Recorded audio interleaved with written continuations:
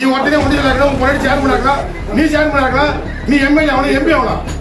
மற்ற ஜாதிக்குள்ள அடிமை வேலை செய்யணும் உங்களுக்கு காம்புல. நீங்க பொருள் மிட்டாய் பிரசம் வந்தீங்களா?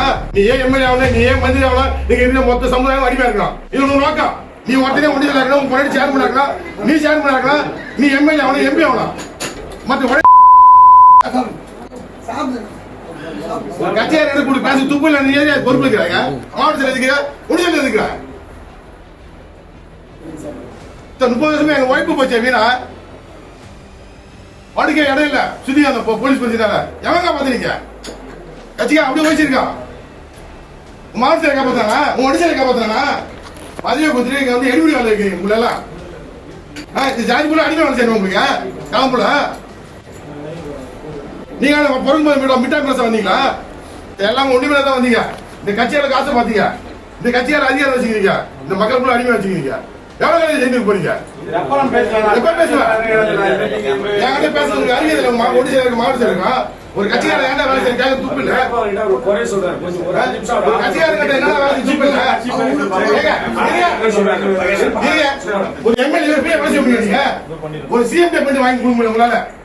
மொத்த மண்டி நீங்க வாங்கி போட்டா 200 கோடி ரூபாய் அந்த 10 மணி போட்டேன். இந்த 10 மணி ஏன் போட்டப்பா யார் வேலை செய்வாங்க?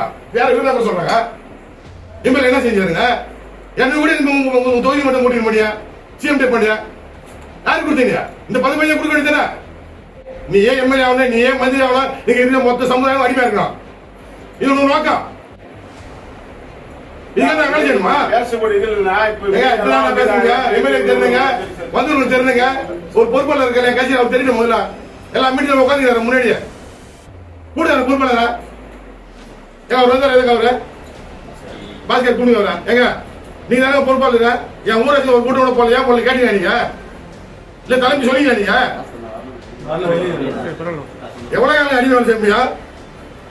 என் அப்பா அம்மா, என் பாட்டை மாட்டேன், என் ஊர் மக்கள் அடிமையா இருக்கணுமா? எல்லா ஊராட்சி அடிமை வச்சுக்கிறேன். ஒரு மனுஷன் பதிவை குத்தி நீ வந்து பொறுப்பு உள்ள நிக்கிறீங்க, தலைமை கொண்டு வர. அப்ப எவ்வளவு காலம் அடிமை வேலை செய்யணும் உங்களுக்கு? 5 வருஷம் வேலை செய்ய பெரிய வேலை செய்ய முடியுங்க. நீங்க